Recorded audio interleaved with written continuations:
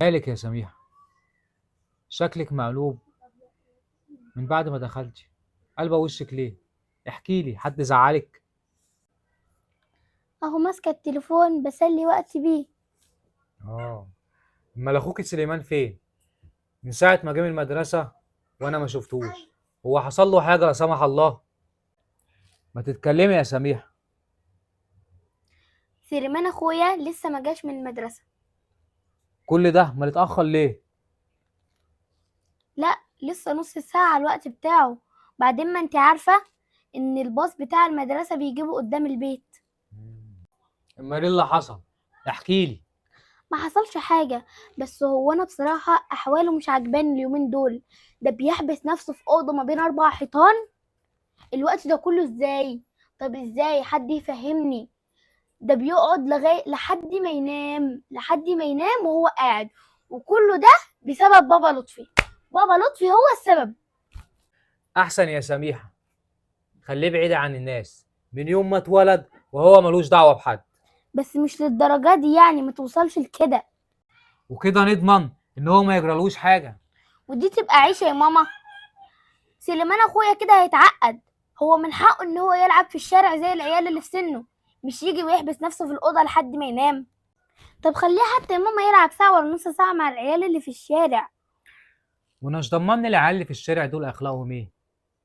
مش يمكن يضربوه ولا يعوروه ولا يفقعوا له عينه؟ مالكيش دعوه انت بالكلام ده، خليكي في حالك. طب يا ماما سيبك من العيال اللي في الشارع. طب ولاد خالتي اللي ساكنين تحتنا في الدور الأول، ليه احنا مش مخليين يلعب معاهم؟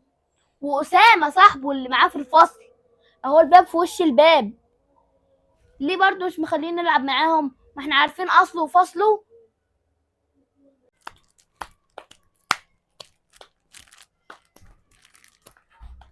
بقول لكم ايه يا حبايبي؟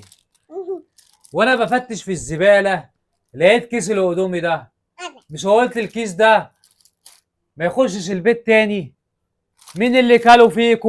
والله العظيم ما انا اللي كلته يا ماما. والله العظيم ما انا اللي كلته يا ماما. اه، ولا انت كلتيه ولا هو كله؟ امال البت الصغيره دي هي اللي كلته؟ مش معقوله. ما تبصليش كده يا ماما، والله العظيم ما اكلته، اكيد ابنك ده هو اللي اكله. والله العظيم انا ما اكلته، تلاقي بنتك السوسه دي هي اللي اكلته. والله انت. يعني ولا انت كلتيه ولا هو اللي كله؟ ما مش معقول البت الصغيره دي هي اللي تكون كلته. انا هعرف مين اللي كله.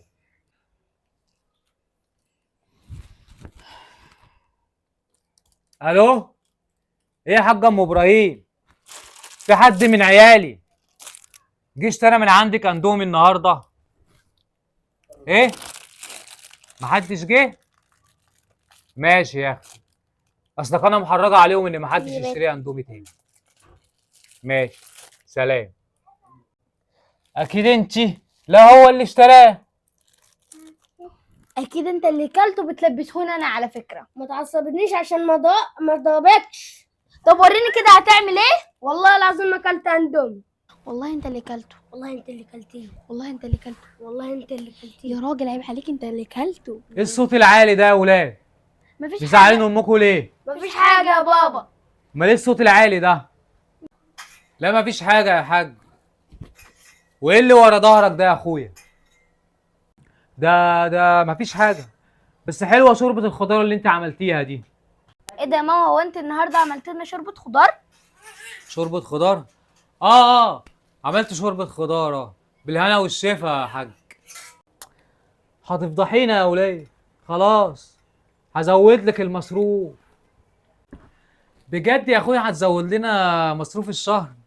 ده احلى شوربه خضار. ولا هي امك عملت لنا شوربه خضار النهارده؟ لا كدابه، امك اصلا ما عملتش شوربه خضار النهارده. طب ازاي؟ ده انا قلبت المطبخ كله.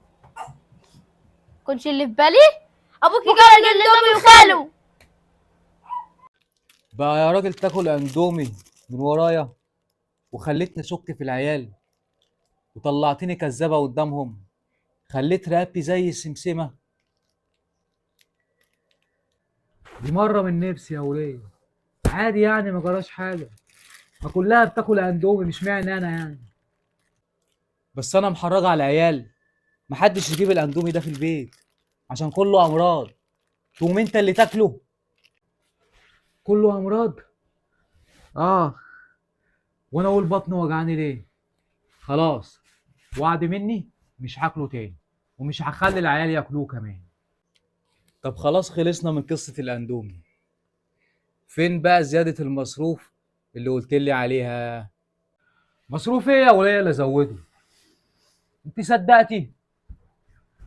دي زلة لسان، عشان عارفك بس هتفضحيني في موضوع الاندومي قدام العيال.